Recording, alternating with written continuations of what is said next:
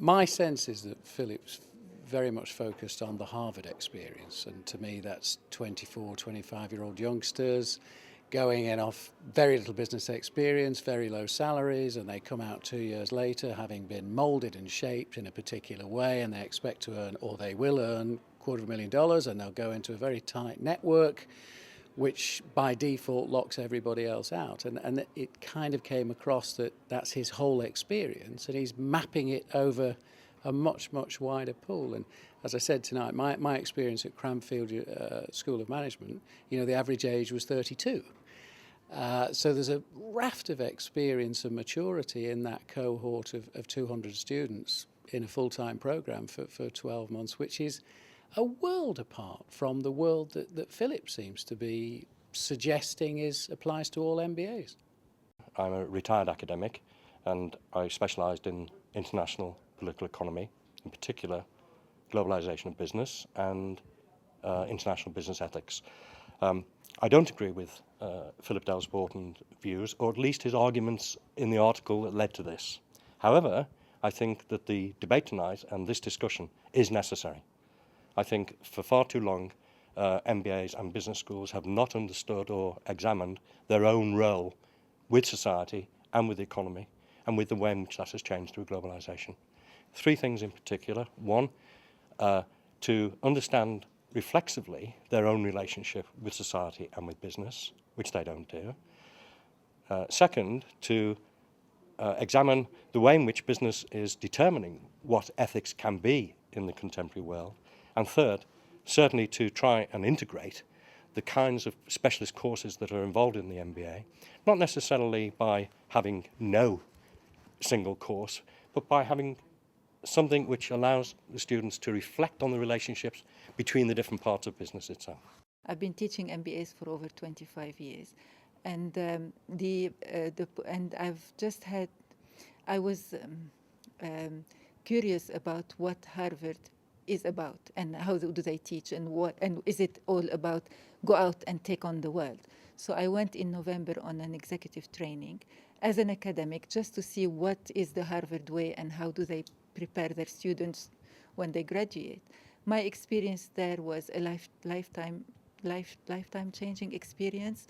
It was very inspirational, and all my preconception of what Harvard was completely the other way wrong. So I do not agree with Philip, because from my point of view, I came back to the UK thinking we need to change our MBA and do it the Harvard way, because they're really not about hardball game. It's about developing and critical analysis and developing leaders who can think for themselves. My perspective was I thought Philip was very Harvard-centric, Harvard-focused, and made some generalizations about MBAs as a consequence of that Harvard experience. So in my mind, it would have been more useful if there were other universities involved in his analysis. If he had included more a broad spectrum of MBA evaluation, it would have been more meaningful for me. I also took a program at Harvard, not the MBA, but one of the executive management programs, and had a very positive and productive experience from it. So I think it's a very personal thing. One can walk away with either type of perspective of it, and mine was very positive. So I think that has to be put into the overall mix. I think we do business schools in general get too much credit for when things are good, and I think they get too much blame when things go bad. I think it's unreasonable to think that we can influence or change people that much from a 1-year program or even 2 years. I mean, if I had my druthers, I would make the MBA a 3-year program. But once again, business schools have to respond to what businesses want. And I think a lot of the 1-year programs that have come out are in response to getting, to the customers as well as the businesses, to get them in and out as quickly as possible. But think about the other professions. Law schools, and I'm talking about in the States, law schools, their training's for 3 years. Medical school is 4 years. And and on top of that, you also have the internships on that.